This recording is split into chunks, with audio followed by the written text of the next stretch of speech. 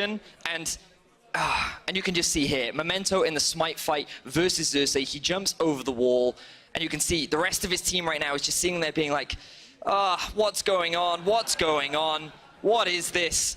I don't know why they tried to force this Baron. Like, literally, I was just thinking this all the time, Medic. I couldn't understand why they tried to force this play. They're playing this 1-3-1 comp. Their scaling was going fine. The worst case scenario for you is trying to group up in a Baron pit and force a fight.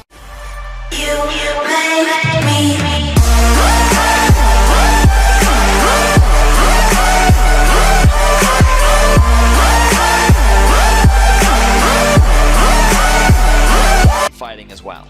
So I want to expound a little bit more upon that. Like, how does a 1-4 really differ in terms of team style and team play style than from a 1-3-1? Because to me, they wouldn't have enough pressure on top side.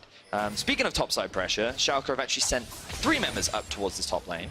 But Norscaren's roamed all the way up from bot lane as well. Memento gets the stun. Norscaren trying to get enraged for the hero's entrance. He'll keep Chachi quite tanky. Gets the double knock onto Abbedagge, who has to flash away. Chachi's still under the tower. Odo is quite low as well. The Catson comes out from Xerxes, chases Memento off. The flash use. Abbedagge now caught underneath the tower. Chachi almost gets taken out with his own ultimate, but will get it in the end. Odoamne running away here. The realm warp is used from Humanoid. Looking for the Rift Herald. Should be an easy enough secure. Abbedagge maybe looking for a little bit of action, but not going to get anything out of it. Xerxes will get the Rift Herald. You get a couple of towers up towards top. And it actually looks like it might even be a 4-man stack from Splyce. The question is, do they use the Rift Herald top? Because that tower's going to fall pretty quickly in the bottom lane. Upset on it already. The Rift Herald here will take this out, but I think Splyce have realized they're not going to have the time to put it down and get the charge off. So they give Schalke the first tower, and they just settle for some plates in that top lane. And Memento going to trade it for a Mountain Drake towards the bot side of the map as well. But Odoamne forced to play much more defensively. He's going to be sitting on the back foot, just waiting for this tower to eventually drop. To me, this suggests that Splyce actually have their focus on using the Rift Herald in the mid lane. Silas does have decent wave clear, especially with the Q-Max. However, he's not going to be able to do much against a Rift Herald that's sieging onto his face, especially when he has the teleport himself. So he's basically just going to be following Abbedagge around, as Chachi now could be caught out. They're going to get stunned up by the Sejuani. Abbedagge doesn't land the stun, but the Glacial Prison comes out. Chachi already down, and IgNar and Upset join the party to separate the rest of Splyce. Humanoid still pushing in the bottom lane means this is a 3v gauntlet. It's very hard for the Cho'Gath actually to catch out the Ezreal now.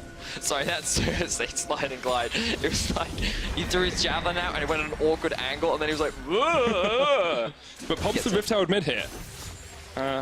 Kennen in the top lane as well. Aha, the split push is beginning to happen, and Splyce trying to leverage this, so here we are, the 1-4. This is what we're talking about. Ryze now sits in a bot lane, trying to generate pressure. He has the ultimate to join if he needs to, and Splyce are technically a 5-man right now, which forces Odoamne to come down and help the rest of his team. But fortunately, let's have a look at how this play happens. Use the Realm Warp to bring in Xerxes. Odoamne very quick to use his ultimate.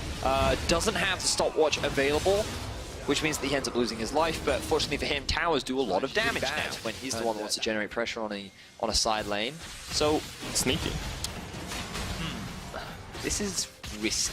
Very risky, but if you get it, you finally manage to open up that mid lane. Spidey senses are tingling right now for Splyce. They know something's up. So you got Realm Warp on Humanoid. You've got Splyce getting some vision in the pit. Chachi off towards the side lane, immediately teleports in. 3,000 HP on that Baron. Xerxes jumps in as well. He gets the smite. He steals it away. The slicing Maelstrom will hit onto 3 members, but already Odo is down. Memento very low as well in the backside of the fight. 2 kills, 3 kills for Splyce. They take the Baron. They take everything away from Schalke. Upset even jumps forward. Maybe a little bit too risky from him. It's a double for Humanoid. Realm warps down towards the bottom lane just to get himself out. If you, in an ideal world, Splyce would have full vision control over this top side of the jungle, so they would sweep all the vision out, but now Schalke going for a fight. Odo engages, hero's entrance used as well. Stolen away there by Abbedagge. Xerxes puts them in the Cataclysm though. They still call out Humanoid. There's the counter hero's entrance coming out from Norscaren. Upset's done! He's dead!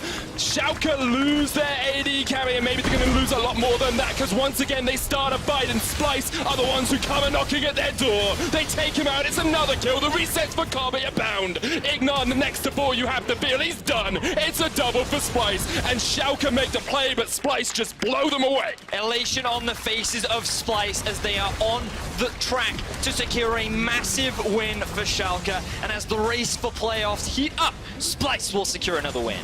Schalke tried to make play after play, but it was just not their day today. Splyce come knocking at their door. They'll take down these Nexus towers. They'll take the Nexus, and they look Schalke in the eye and say, "We are the superior team today." Really like the draft from Splice. I felt like it just played. You make me